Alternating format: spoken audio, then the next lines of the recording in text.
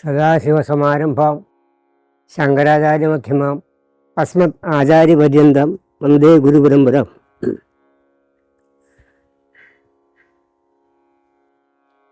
നമ്മൾ അധോലോകത്തെ പറ്റി കേട്ടിട്ടുണ്ട്. അതായത് ലോകം മുഴുവൻ വ്യാപിച്ചിരിക്കുന്ന ദുർമാർഗങ്ങളിൽ സഞ്ചരിക്കുന്ന വ്യക്തികളുടെ ഒരു കൂട്ടം. അതുപോലെ തന്നെ ഊർധ്വലോകത്ത് മഹാതപസ്വികളും ജ്ഞാനികളും യോഗീശ്വരന്മാരായിട്ടുള്ള ആൾക്കാരുടെ ആത്മാക്കൾ സ്ഥിരമായിട്ട് വസിക്കുന്നുണ്ട്.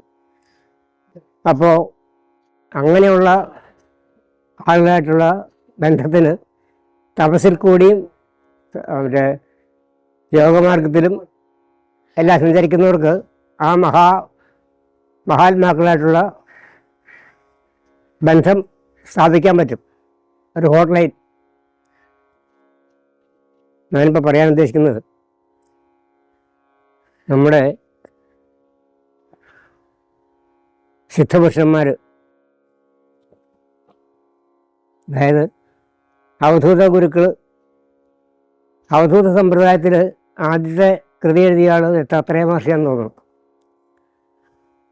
അപ്പോൾ ആ സമ്പ്രദായത്തിലുള്ള മഹാപുരുഷന്മാരിൽപ്പെട്ട ധാരാളം ആൾക്കാർ ഇപ്പോഴും നമ്മുടെ ഭാരതത്തിലും പ്രത്യേക കേരളത്തിലും ഇപ്പോഴും ശരീരത്തോടുകൂടി ഇരിക്കുന്നുണ്ട്. പലർക്കും അത് അറിയാനും പാടില്ല. വിവേകാനന്ദ സ്വാമിയുടെ വിവേക ചൂടാമണിയിൽ ഒരു വാക്യമുണ്ട്, ദുർലഭം ത്രയം വൈദ ദൈവാനുഗ്രഹ കാരണം മനുഷ്യത്വം മുമുക്ഷുത്വം മഹാപുരുഷ സംശ്രയ. 3 കാര്യങ്ങൾ: മനുഷ്യത്വവും മുമുക്ഷുത്വവും, മോക്ഷം എന്നുള്ള ആഗ്രഹവും, അതുപോലെ മഹാപുരുഷന്മാരായിട്ടുള്ള ബന്ധം. അപ്പോൾ എനിക്കിപ്പോൾ ജീവിതത്തിൽ ലേറ്റസ്റ്റ് ആയിട്ട് വന്നേക്കുന്ന ഗുരുദാസൻ ശ്രീ ഗുരുപ്രസാദ് മഹാരാജാണ്. അദ്ദേഹം എന്നോട് ആവശ്യപ്പെട്ടിരിക്കുന്ന ശ്രീരാമകൃഷ്ണദേവനെ പറ്റി പറയാനാണ്. ഈ ആധുനിക കാലത്ത് ഈ ലോകം കണ്ടിട്ടുള്ള മഹാപുരുഷന്മാരിൽ ഒരാളാണ് ശ്രീരാമകൃഷ്ണ പരമഹംസൻ. അദ്ദേഹം വെറും 5ാം ക്ലാസ് വരെ പഠിച്ചിട്ടുള്ളൂ. പഠനകാലത്ത് മരമണ്ടൂസായിരുന്നു. ഒരിക്കൽ അദ്ദേഹം ഇങ്ങനെ യാത്ര ചെയ്യുന്ന സമയത്ത് ഒരു കൂട്ടം കുറ്റിപ്പക്ഷികൾ ഇങ്ങനെ ആകാശത്തോടെ പറന്നു പോകണം. അപ്പം തന്നെ അദ്ദേഹം ധ്യാനാവസ്ഥയിലായി. അപ്പോൾ അദ്ദേഹത്തിൻ്റെ ജീവിതത്തിന് വായിച്ചു നോക്കി അറിയാം, ഒരു പ്രത്യേക ഉദ്ദേശത്തിന് ലക്ഷ്യം സാധിക്കുന്നതിന് വേണ്ടിയിട്ട് അവതാരം ചെയ്ത മഹാപുരുഷനാണ്, അവതാര വരിഷ്ഠായ എന്നാണ് വിവേകാനന്ദ സ്വാമി പറഞ്ഞേക്കുന്നത്. അപ്പോൾ അദ്ദേഹം അതിബാല്യകാലം മുതൽ തന്നെ, ഗതാധരനാണ് അദ്ദേഹത്തിൻ്റെ ആദ്യത്തെ പേര്, ബാല്യകാലം മുതൽ തന്നെ ഈ ഈശ്വരകാര്യങ്ങളിൽ തന്നെ കൃഷ്ണനായിട്ട് ജീവിച്ച ഒരാളാണ്. പിന്നീട് കൽക്കട്ടയിലെ കാളിക്ഷേത്രത്തിൽ റാണി രാസ്മണി ദേവി സ്ഥാപിച്ച ആ കാളിക്ഷേത്രത്തിലെ പൂജാരിയായിട്ട് എത്തുന്നതോടെയാണ് അദ്ദേഹത്തിന് കാളി ഉപാസനയിൽ കൂടി ഈശ്വര സാക്ഷാത്കാരം സിദ്ധിച്ചത്. തപസ്സിൻ്റെ ഒരു പ്രത്യേക ഘട്ടത്തിൽ അദ്ദേഹം കാളിയുടെ വാളെടുത്ത് ശിരസിലേക്ക് വെട്ടാനായിട്ട് ഓങ്ങിയപ്പോഴത്തേക്കും കാളി പ്രത്യക്ഷപ്പെട്ടു. അപ്പോൾ അദ്ദേഹം ഒരു മിക്കവാറും ഒരു തുരീയാവസ്ഥയിൽ അല്ലെങ്കിൽ അതീതാവസ്ഥയിലാണ് അദ്ദേഹം വസിച്ചുകൊണ്ടിരുന്നത്. അതുകൊണ്ട് തന്നെ ആധുനിക ലോകത്തിനും ആധുനിക ശാസ്ത്രത്തിനും നിരക്കുന്ന ഒത്തിരി കാര്യങ്ങൾ അദ്ദേഹം ലോകത്തോട് പറഞ്ഞിട്ടുണ്ട്. ശ്രീ എം അദ്ദേഹത്തിൻ്റെ വചനങ്ങൾ മുഴുവൻ എഴുതിയെടുത്തത്, അദ്ദേഹത്തിൻ്റെ പേര് പെട്ടെന്ന് മറക്കുന്നില്ല. അപ്പോൾ ശ്രീരാമകൃഷ്ണ വചനങ്ങൾ മുഴുവൻ ശ്രീരാമകൃഷ്ണ വചനാമൃതത്തിലും ശ്രീരാമകൃഷ്ണ ലീലാമൃതത്തിലും വളരെ വിശദമായിട്ട് പറഞ്ഞിട്ടുണ്ട്. അതുകൂടാതെ ശ്രീരാമകൃഷ്ണ ഗ്രേറ്റ് മാസ്റ്റർ എന്നുള്ള ഇംഗ്ലീഷ് പുസ്തകമുണ്ട്. അതിലും ഗുരുദേവൻ്റെ ശ്രീരാമകൃഷ്ണദേവൻ്റെ ജീവിത ദർശനങ്ങളും ജീവിത രീതിയും മഹത്വത്തിലേക്ക് എത്തിയ കാര്യങ്ങളൊക്കെ വിശദീകരിച്ച് പറഞ്ഞിട്ടുണ്ട്. അപ്പോൾ അങ്ങനെയുള്ള ആ മഹാപുരുഷൻ, അതാണ് ആദ്യം ഞാൻ പറഞ്ഞത്, ഊർധ്വലോകത്ത് ഈ അവധൂതന്മാരെ പോലുള്ള ആൾക്കാരും യോഗികളും അവരുടെ ആത്മാക്കളും സജീവമായിട്ട് തന്നെ നിലയ്ക്കുന്നുണ്ട്. പക്ഷെ അത് കാണാൻ കണ്ണുള്ളവർക്ക് മാത്രമേ കാണാൻ പറ്റുള്ളൂ. ആ ഒരു പ്രത്യേക പ്ലെയിനിൽ മാനസികാവസ്ഥ എത്തിയ ആളുകൾക്ക് മാത്രമേ അത് മനസ്സിലാവുകയും ചെയ്യുള്ളൂ. ഇപ്പോൾ നമ്മുടെ ഗുരുദേവൻ തന്നെ പറയുന്ന കാര്യങ്ങൾ പലരും പലതരത്തിലാണ് മനസ്സിലാക്കുന്നത്. അതായത് നമ്മളിപ്പോൾ ഒരു മെയിൻ സ്വിച്ച് ഇട്ട് കഴിഞ്ഞാൽ വീട്ടിലുള്ള പല ലൈറ്റുകളും പലതരത്തിലാണ് കത്തുന്നത്. ഈ ഓരോ വ്യക്തികളും ഓരോ ലൈറ്റുകളാണ്. അവരുടെ പൂർവ്വജന്മവാസന അനുസരിച്ചുള്ള അറിവ് വെച്ചുകൊണ്ട് മാത്രമാണ് ഒരു മഹാപുരുഷൻ പറയുന്ന വാക്കുകൾ അവർക്ക് സ്വീകരിക്കാൻ പറ്റുള്ളൂ. അതുകൊണ്ട് തന്നെ അവർ വ്യാഖ്യാനം ചെയ്യുമ്പോൾ പലപ്പോഴും പലതരത്തിലായി പോകുന്നില്ല. ഗുരുദേവൻ പറഞ്ഞതിനോട് അടുത്തൊന്നും എത്തുകയില്ല. അത് മനസ്സിലാവണമെങ്കിൽ നമ്മൾ ഏതാണ്ട് ആ സ്റ്റേജിലേക്ക് ഉയർന്നു പോകണം. അപ്പോൾ മാത്രമാണ് ആ മെൻ്റൽ പ്ലെയിനിലേക്ക് എത്താൻ പറ്റുള്ളൂ. ഗുരുദേവൻ അല്ലെങ്കിൽ നമ്മുടെ ഗുരുജി പറയുന്ന കാര്യങ്ങളൊക്കെ മനസ്സിലാക്കാൻ പറ്റുള്ളൂ. അതുപോലെ തന്നെയാണ് ശ്രീരാമകൃഷ്ണദേവൻ ലോകത്തോട് പറഞ്ഞ കാര്യങ്ങൾ ഗിരീഷ് ചന്ദ്ര ഘോഷ് ആരാ എഴുതി വെച്ചെന്ന് ഓർക്കുന്നുണ്ട്. അദ്ദേഹം മുഴുവൻ പാർത്തി വെച്ചിട്ടുണ്ട്. അതാണ് നമുക്ക് കിട്ടാൻ കാരണം. അദ്ദേഹത്തിൻ്റെ ശ്രീരാമകൃഷ്ണദേവൻ്റെ ഏറ്റവും ഉത്തമ ശിഷ്യനായിരുന്നു ശ്രീ വിവേകാനന്ദ സ്വാമി. അദ്ദേഹം കൽക്കട്ട കോളേജിൽ പഠിക്കുമ്പോൾ അവിടുത്തെ ഒരു യൂറോപ്യൻ പ്രൊഫസർ പറഞ്ഞു, അദ്ദേഹം ഇടയ്ക്ക് ചോദിക്കും, ഈശ്വരനുണ്ടോ, ഈശ്വരനെ കാണാൻ സാധിക്കുമെന്നൊക്കെ ചോദിക്കുമ്പോൾ, എനിക്ക് ഈശ്വരനെ കാണാൻ സാധിക്കണമെങ്കിൽ നീ ഇങ്ങോട്ട് കാളിക്ഷേത്രത്തിലെ പൂജാരിയായിട്ടുള്ള ശ്രീരാമകൃഷ്ണനെ പോയി കണ്ടാമെന്ന് പറഞ്ഞു.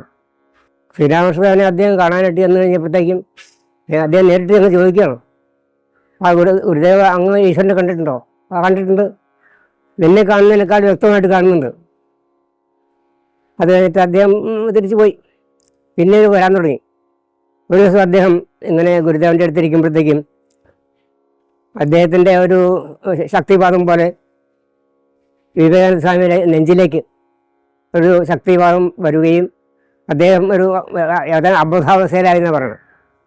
അതിനുശേഷം സ്ഥിരമായിട്ട് ഗുരുദേവൻ്റെ അടുത്ത് വരാൻ തുടങ്ങി. അങ്ങനെയാണ് ഗുരുദേവൻ്റെ അടുത്ത് വന്ന് ശിഷ്യപ്പെടുന്നത്. അപ്പോൾ 12 അന്തരംഗ ശിഷ്യന്മാർ ഉണ്ടായിരുന്നു. യേശുദേവനുണ്ടായിരുന്നു. അതുപോലെ ആന്തരിക ശിഷ്യന്മാരിലെ ഏറ്റവും ഉത്തമനാണ് ലോകവിഖ്യാതനായി തീർന്നത് ശ്രീ വിവേകാനന്ദ സ്വാമി. അദ്ദേഹമാണ് ഗുരുദേവൻ്റെ വാക്യങ്ങളും ഒക്കെ ലോകത്തോട് ഉച്ചൈസ്വരം ഉദ്ഘോഷിച്ചതും ലോകത്തെ ബോധ്യപ്പെടുത്തിയതും. അദ്ദേഹം വിദേശത്തേക്ക് യാത്ര ചെയ്യുമ്പോൾ അവിടെ അന്താരാഷ്ട്ര മതസമ്മേളനത്തിൽ പ്രസംഗിക്കാനായിട്ടാണ് ചെന്നത്. താമസിക്കാനൊന്നും സ്ഥലം കിട്ടിയില്ല. അത്രയും വിഷമിച്ചു. പക്ഷെ പ്രസംഗിക്കാനായിട്ട് അവിടെയുള്ള വലിയ പണ്ഡിത ശ്രേഷ്ഠന്മാരെന്ന് പണ്ഡിതമന്യന്മാരെന്ന് പറയുന്നത്. അവിടെയൊക്കെ വിവേകാനന്ദ സ്വാമിക്ക് ഏറ്റവും അവസാനമാണ് പ്രസംഗിക്കാൻ അവസരം കൊടുത്തത്. അത് 5 മിനിറ്റ്. അപ്പോൾ അദ്ദേഹം പ്രസംഗിക്കാനായിട്ട് എഴുന്നേറ്റ് കഴിഞ്ഞപ്പോഴത്തേക്കും അദ്ദേഹത്തിൻ്റെ മനസ്സിലുണ്ട് ശ്രീരാമകൃഷ്ണദേവനാണ്. ആ ശ്രീരാമകൃഷ്ണദേവൻ്റെ വചനങ്ങൾ അദ്ദേഹത്തിൽ കൂടി പ്രവഹിക്കുകയാണ്. അദ്ദേഹം പറഞ്ഞു, എൻ്റെ അമേരിക്കയിലെ മഹനീയ മഹാന്മാരെ എന്നൊക്കെ പറഞ്ഞപ്പോഴത്തേക്കും അവരുടെ കയ്യടി 5 മിനിറ്റ് നീണ്ടുനിന്ന് പറയുന്നത്. കാരണം ഒരു മെസ്മറൈസിങ് ആയിട്ടൊരു ശക്തി അദ്ദേഹത്തിനുണ്ടായിരുന്നു. അത് കയ്യടി നിർത്താൻ പറ്റിയില്ല അവർക്ക്. ആ ഒറ്റ പ്രസംഗം കൊണ്ട് തന്നെ അദ്ദേഹം ആ സദസ്സിനെ മുഴുവൻ കീഴടക്കുകയും ചെയ്തു. പിന്നീട് അദ്ദേഹത്തിന് അവിടെ പ്രസംഗിക്കാൻ കൂടുതൽ അവസരം കിട്ടി. അങ്ങനെയാണ് വിവേകാനന്ദ സ്വാമി യൂറോപ്യൻ രാജ്യങ്ങളിലും മറ്റും അമേരിക്കയിലൊക്കെ സഞ്ചരിച്ച് കഴിഞ്ഞിട്ട് വേദാന്ത തത്വങ്ങളും ഒക്കെ വിശദീകരിച്ച് പോയത്. അദ്ദേഹത്തിൻ്റെ ആ മഹത്തായ പ്രവർത്തനത്തിൻ്റെ ഫലമായിട്ട് ഇന്ന് ലോകം മുഴുവൻ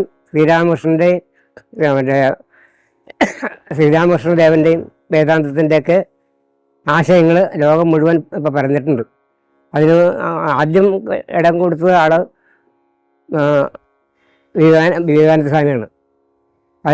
അതിനു മുമ്പ് വേറെ ഒരു സ്വാമി അവിടെ പ്രസംഗിക്കാനായിട്ട് പോയിട്ടുണ്ട്. അദ്ദേഹത്തിൻ്റെ പേര് കിട്ടുന്ന നടക്കുന്നുണ്ടോ?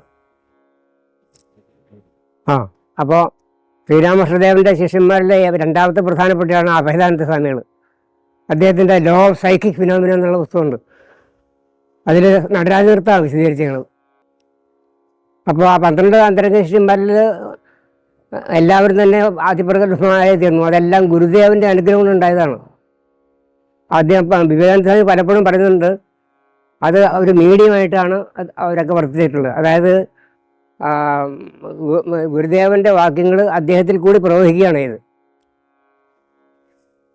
അപ്പോൾ അങ്ങനെ ലോകം മുഴുവൻ കീഴടക്കി ഒരിക്കൽ വിവേകാനന്ദ സ്വാമികൾ ഒരിക്കൽ വിദേശത്ത് പര്യടനം കഴിഞ്ഞ് വരുമ്പോഴത്തേക്കും ഖത്രി മഹാരാജാവിനെ കാണാനായിട്ട് പോയി. അപ്പോൾ ഖത്രി മഹാരാജാവിൻ്റെ കൊട്ടാരത്തിൽ അദ്ദേഹത്തിൻ്റെ അച്ഛൻ്റെ ഫോട്ടോ അവിടെ വെച്ചിട്ടുണ്ട്. അപ്പോൾ അഭിനന്ദ തർക്കം ചെയ്തുകൊണ്ടിരുന്നപ്പോൾ ഈ ഫോട്ടോയിലൊക്കെ ഈശ്വരനിരിപ്പുണ്ടോ എന്നുള്ളത്. അപ്പോൾ വിവേകാനന്ദ സ്വാമി പറഞ്ഞു, എന്നാൽ ഒരു കാര്യം ചെയ്യും, രാജാവ് ആ ഫോട്ടോയിലേക്ക് തുപ്പാൻ പറഞ്ഞു. തുപ്പാൻ സാധിക്കില്ല അദ്ദേഹത്തിന്, കാരണം ആ ഫോട്ടോയിലൊരു സങ്കല്പമുണ്ട്. അതുകൊണ്ടാണ്. അപ്പോൾ അതുപോലെ തന്നെ അദ്ദേഹം ഒരിക്കൽ വിദേശ പര്യടനം കഴിഞ്ഞ് വരുമ്പോഴത്തേക്കും ഈ കടൽ തീരത്തെ മണലിൽ കിടന്ന് ഉരുണ്ട ഒരു കഥയായിരുന്നു. കാരണം നമ്മുടെ ഭാരതത്തിലെ ഓരോ മണൽത്തടിയും നമ്മുടെ മഹാപുരുഷന്മാരെ കൊണ്ട് അവരുടെ പാദസ്പർശത്താൽ പുണ്യമാക്കപ്പെട്ടതാണ്. ഇപ്പം തന്നെ ഏതാണ്ട് ഭാരതത്തിൽ ഏതാണ്ട് 10,000-ഓളം യോഗീശ്വരന്മാരും തപസ്സുകളും ജീവിച്ചിരിപ്പുണ്ടായിട്ട് തെളിഞ്ഞിട്ടുണ്ട്. 10,000-ഓളം ഏതാണ്ട്. അപ്പോൾ ഏഷ്യൻ രാജ്യങ്ങളിൽ ഏറ്റവും കൂടുതലുള്ളത് ഭാരതത്തിലാണ്. അപ്പോൾ നമുക്ക് പലപ്പോഴും ഒരു ചില വെട്ടികൾ പറയില്ല ആൾദൈവങ്ങളെന്ന്. കാരണം മനുഷ്യരൂപത്തിൽ മാത്രമാണ് ലോകത്ത് ആളുകളെ ഈശ്വര കാര്യങ്ങൾ പ്രകടിപ്പിക്കാനോ ആളുകളെ ധരിപ്പിക്കാനോ വരാൻ പറ്റുള്ളൂ. അപ്പോൾ അതുകൊണ്ടാണ് ഈശ്വരനെന്നും ഗുരുവെന്നും രണ്ടല്ല വിശ്വസിച്ച് ഓർക്കുമ്പോൾ ഒന്ന് തന്നെ ഗുരുഗീതയിൽ പറയുന്നുണ്ട്. ഈശ്വരൻ്റെ എന്തെങ്കിലും ദോഷങ്ങൾ തീർക്കാൻ ഗുരുവിനെ പറ്റുള്ളൂ. അതേസമയത്ത് ഗുരുശാപം കൊണ്ട് ഗുരുവിൻ്റെ അനുഗ്രഹം കൊണ്ട് എല്ലാ കാര്യങ്ങളും സാധിക്കും. ഗുരുശാപം കൊണ്ട് എല്ലാ അനുഗ്രഹങ്ങളും ഇല്ലാണ്ടാവുകയും ചെയ്യും.